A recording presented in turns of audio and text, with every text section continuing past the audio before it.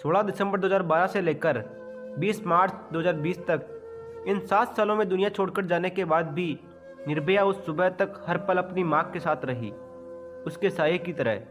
वैसे ही जैसे जन्म लेने से लेकर उसकी जिस्मानी विदाई तक माँ बेटी के साथ रही और तब तक लड़ती रही उसके लिए जब तक कि बेटी को न्याय नहीं मिल गया। दरअसल ये लड़ाई सिर्फ निर्भया की नहीं थी, माँ की उस कोख की भी थी जिसमें 9 महीने रखकर माँ ने बेटी को बड़े नाजों से जन्म दिया था। 16 दिसंबर 2012 की रात जितनी काली, घनी, बदसूरत और दर्दनाक थी, उतनी ही खामोश सन्नाटे से घिरी हुई थी। 20 मार्च 2020 सुबह 5:30 बजे निर्भया ने एक हल्की मुस्कान अपने चेहरे पर बिखेरी, माँ के पल्लू को अपने सर पर ओढ़ा, उसे गले से लगाया और धीरे से माँ के कानों में कहा, माँ अब मैं सो सकती हूँ, जा तू भी आराम कर।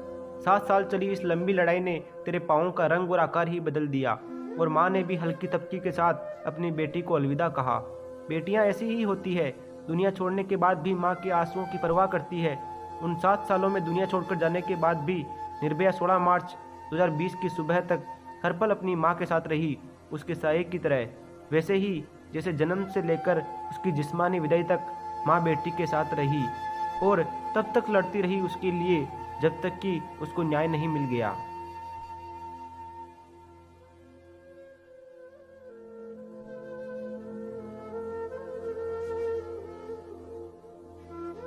दरअसल ये लड़ाई सिर्फ निर्भया की नहीं थी, माँ की उस कोख की भी थी जिसमें 9 महीने रखकर माँ ने बेटी को बड़े नाजों से जन्म दिया था। बेटियां घर की रौनक होती है और ये बात सिर्फ एक माँ ही समझती है।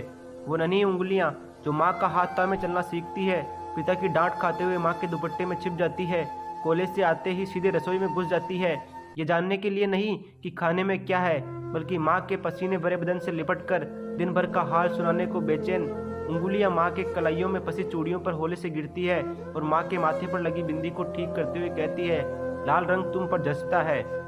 लेकिन जब वही उंगलियां माँ का हाथ थामे दर्द भरे बदन के साथ माँ को आखिरी बार देखती है तो जो महसूस करती होगी माँ, उस तकलीफ को बयान करना इंसानी शब्दों का काम नहीं।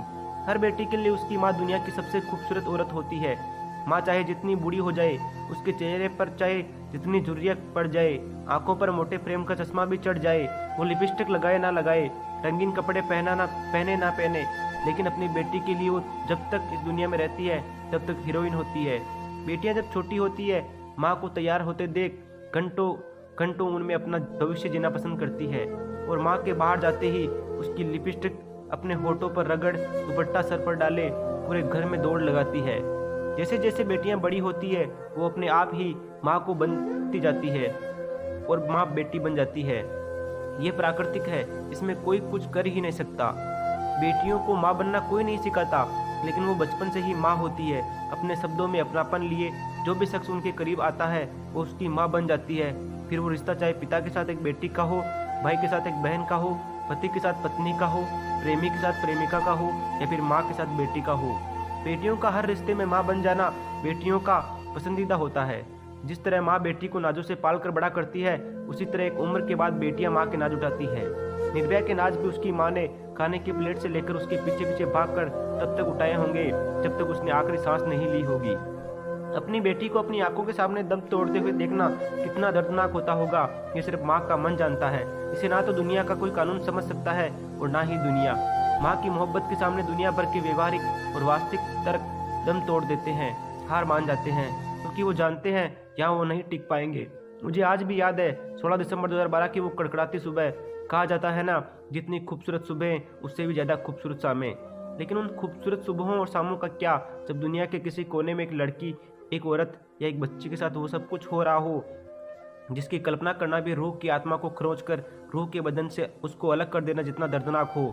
सारे अखबार, सारे न्यूज़ चैनल देखते ही देखते निर्भया से भर गए। कईयों ने उसकी कहानी को बेचा तो कईयों ने सचमुच उसमें इंसानियत को बचाए रखा। सालों लंबी लड़ाई थी जिसे यूं ही ख़त्म होना नहीं था, वक्त लगना था, लेकिन फिर भी बहुत वक्त लग गया उसको न्याय दिलाने में।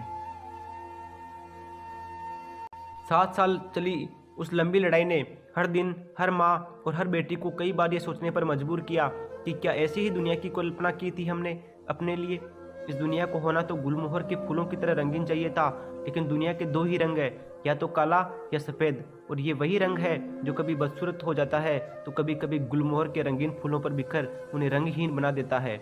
ऐसा बताया जा रहा है कि फांसी से पहले दोषियों को अपनी मौत का डर इतना सताया कि वे सारी रात सो नहीं सके। फांसी पर लटकाए जाने से पहले दोषियों ने फांसी से बचने के लिए अपने सभी कानूनी विकल्पों का इस्तेमाल किया, लेकिन उन्हें वह कहाँ मालूम था कि ये लड़ाई सिर्फ उस लड़की की नहीं थी जिसे 7 साल पहले उन्होंने सड़क पर छोड़ दिया था तड़पता हुआ मरने के लिए। ये एक माँ की कोख की लड़ाई थी जिसे वो 9 महीने 9 साल तक नहीं बल्कि 7 जन्मों में 2 नए जन्म जोड़कर 9 जन्मों तक लड़ सकती थी। ये लड़ाई हार जीत की नहीं थी, मुक्ति की थी। माँ लड़ी और मुक्त हो गई उन सभी कर्जों से जो एक बेटी जीते जी उस पर हर पल चढ़ाती है। वो मुक्त हो गई उस दर्द से, उस तकलीफ से जिसे बेटी के जाने के बाद भी उसने उन 7 सालों में हर वक्त अपने भीतर महसूस किया। 7 साल बाद मिले लंबे इंसाफ के बाद माँ भावुक हो गई। उसने दोषियों की फांसी के बाद बेटी की तस्वीर को गले लगा लिया और तस्वीर सामने रख उससे मन ही मन बात की। उस माँ ने कोई जश्न नहीं मनाया, कोई खुशी नहीं मनाई, क्योंकि बेटी के जाने का दर्द उसकी आखिरी सांस के साथ ही जाएगा। लेकिन उसे खुशी इस बात की थी कि उसकी जिस बेटी ने तड़प तड़प कर उसकी आंखों के सामने दम तोड़ा उसे आज इंसाफ मिल गया। माँ कहती है, इस फांसी के बाद हमारे बेटों को सिखाना पड़ेगा कि ऐसा करोगे तो ऐसा ही इंसाफ मिलेगा। आज का दिन हमारे देश की बच्चियों के नाम है। देर से ही सही लेकिन न्याय मिला। मेरी बच्ची इस दुनिया में अब कभी वापस नहीं आने वाली। निर्भया को इंसाफ मिला। आगे भी अपनी इस लड़ाई को जारी रखूंगी, आगे भी लड़ती रहूंगी ताकि एक और निर्भया न बने। बेटी को याद करते हुए माँ कहती है, मुझे अपनी बेटी पर गर्व है कि उसके नाम को देश ने सलाम किया। यह हमेशा दुखद रहेगा कि आज वह होती तो डॉक्टर के नाम से पहचानी जाती, लेकिन अब मैं निर्भया की माँ के नाम से जानी जाती हूँ। मैं सभी परिवारों से कहना चाहूँगी कि अगर ऐसा कुछ होता है तो उसे सपोर्ट करे, उसका साथ दे और दोषियों को फांसी तक पहुँचाए। हम जल्द ही एक पिटीशन डालेंगे जिसमें कानूनी प्रक्रिया को सुधारने के लिए गुहार लगाएंगे ताकि लोगों को लंबी कानूनी प्रक्रिया से न गुजरना पड़े और तुरंत न्याय मिले। माँ खामोश थी लेकिन सुकून में थी। मैं खामोश था लेकिन सुकून में था। देश की तमाम बेटियां और माएँ खामोश थी लेकिन सब सुकून में थी कि न्याय मिल गया, मुक्ति मिल गई। लेकिन अभी भी लड़ाई खत्म नहीं हुई है, लंबी चलेगी और सबको लड़ना होगा। तब जाकर हर घर की निर्भया निर्भय होकर दहलीज के बाहर कदम बढ़ा पाएगी।